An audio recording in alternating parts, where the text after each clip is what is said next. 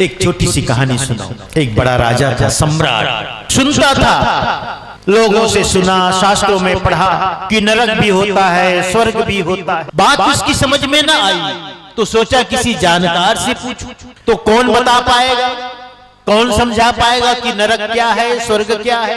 तो संत से श्रेष्ठ और कौन हो सकता है जो नरक और स्वर्ग के बारे में बताए? तो एक संत के पास गया। राजा था, बड़ा राजा था, सम्राट जैसा था। जब राजा गया तो अकेले तो नहीं गया, उसके साथ दरबारी गए, मंत्री गए, और भी लोग गए, सैनिक भी गए। एक संत के आश्रम में गया राजा। सुना कि ये संत हैं, बड़े पहुंचे हुए हैं, बड़े जानकार हैं, बड़े अनुभवी हैं। तो उस संत के पास गया। संत अपने शिष्यों के साथ बैठा था। राजा को आते देखा। संतों शिष्यों ने अपने गुरु को इशारा किया, कोई आते मालूम पड़ते। गुरु ने देखा, हाँ लगता है इस राज्य का राजा आ रहा, आने दो। नजदीक में आया। नजदीक में आने के बाद और नजदीक आया और करीब आया।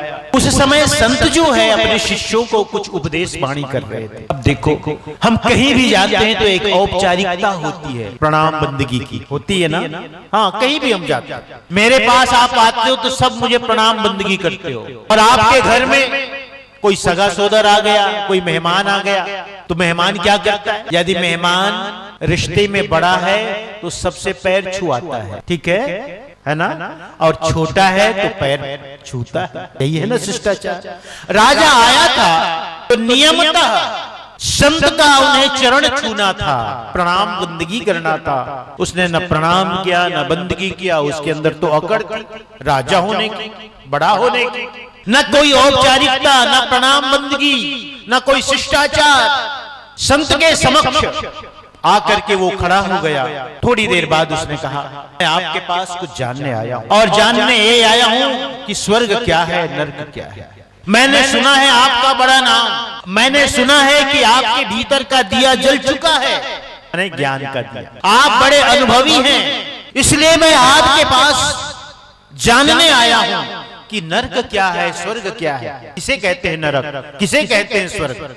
संत ने देखा, न कोई शिष्टाचार, न कोई औपचारिकता, न प्रणाम बंदगी, कुछ भी नहीं। इसका मतलब है कि राजा को राजा होने का घमंड है, अहंकार है, अभिमान है, मैं बड़ा हूं। क्योंकि राजा है, वो राजा है, तो जो आश्रम है, संत जहां रहते हैं, वो भी उसी के राज्य में होगा। तो यह भाव कि मेरे राज्य के ही तो तुम प्रजा हो, संत हुए तो क्या हुआ, कुछ ऐसा भाव लेकर के उसने प्रणाम बंदगी नहीं, और सीधे प्रश्न में आया कि मैंने सुना है तुम्हारा बड़ा नाम, लोगों ने बताया कि तुम्हारे भीतर का दिया जल चुका है, तुम बड़े अनुभवी हो, सिद्ध हो, तपस्वी हो। संत ने कहा, बहुत फॉर्मेलिटी में जाने की जरूरत नहीं है, सीधी बात बोलो, क्या कहना है, क्या पूछने आया है? उसने कहा, मैं यही पूछने आया हूं कि नरक क्या है, स्वर्ग क्या है। संतों के पास भी बड़ी युक्ति होती है समझाने। उसने कहा, यदि सीधी सीधी बात इनसे कहूं तो शायद समझ पाए या न पाए। उन्होंने एक युक्ति खोजी और अपने शिष्यों की तरफ देखते हुए कहा, सोच करके कि इसे थोड़ा उकसाना चाहिए, इसे थोड़ा क्रोधित करना चाहिए, उकसाना चाहिए। उसने कुछ ऐसी बातें कही। संत ने क्या कहा? उन्होंने कहा, अरे देखो देखो, ये जो आगंतुक है अपने को राजा, अरे ये राजा होने योग्य है भी क्या? राजसी वस्त्र पहन लेने से कोई राजा हो जाता है क्या? कोई अपनी कमर में तलवार खींच ले, इसी से कोई राजा हो जाता है? और अंतिम बात जो उसने कह दी वो तो और क्रोधित करने वाली थी। इनसे पूछो जरा कि कभी अपनी सूरत आईने में देखी है कि तुम राजा हो? वो तो जल भुन उठा भैया। कौन? राजा। उसने झट से म्यान से तलवार निकाल ली, और तलवार निकालने के बाद कहता है, गर्दन में तलवार लगाती हूं, मैं आपके पास आया, आपके पास आया जानने के लिए कि नरक क्या है, स्वर्ग क्या है। मैं अपना अपमान कराने नहीं आया हूं, मैं जब से आया हूं आप मेरा अपमान किए जा रहे हो, अपमान कराने में नहीं आया। जानते हुए तलवार अभी एक ही बार से तुम्हारा सिर धड़ से अलग हो सकता, तुम्हें मेरे अपमान की सजा मिल सकती है। आग बबूला क्रोध से। लेकिन संत ने उसे उकसाने के लिए नहीं कहा था, मैंने कहा ना युक्ति, एक युक्ति खोजी थी। समझाना था उसे नरक को, समझाना था उसे स्वर्ग को, और उस समझाने के लिए उसने ये युक्ति निकाली, ये युक्ति खोजी कि इसे उकसाना चाहिए, इसे क्रोधित करना चाहिए, इसको आवेशित करना चाहिए। गर्दन पे तलवार रख दी और कहता है एक ही वार से तुम्हारा सिर धड़ से अलग हो सकता है। क्रोध से आवेशित आग बबूला राजा की तरफ देखते हुए संत ने कहा, राजन तुम पूछते हो ना नरक क्या है? राजन तुम पूछते हो ना नरक क्या है? यही है नरक, यही नरक। तुम्हारे अंदर क्रोध जगा, तुम क्रोध से आवेशित हुए, आग बबूला हुए और हत्या करने तक की सोच डाली। क्रोध के आवेश में आकर के तुमने मेरी हत्या करने तक की सोच डाली। राजन तुम नरक पूछते हो ना, यही तो नरक है। क्रोध ही तो नरक है, काम ही तो नरक है, लोभ ही तो नरक है। लालच, काम, क्रोध, लोभ, मोह, यही तो नरक है।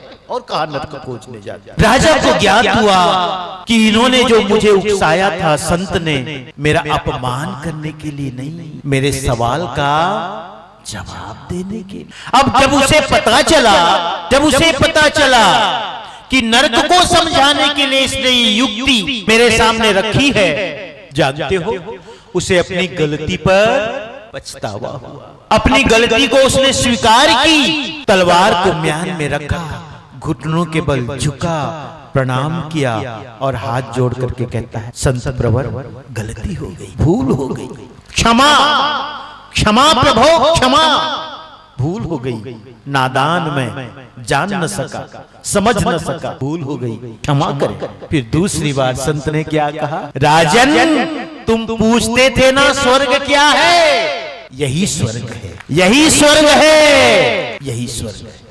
अपनी भूलों को, अपनी गलतियों को एहसास कर लेना, स्वीकार कर लेना, और स्वीकार करके उस गलती को स्वीकार करके उस रास्ते पर चलना, यही स्वर्ग है। एक पल पहले तुम नरक में जीते थे, एक पल बाद तुम स्वर्ग में जीने लगे। राजन नरक कोई, स्वर्ग कोई भौगोलिक स्थिति नहीं है, ये सिर्फ मानसिक स्थिति, ये भौगोलिक नहीं है।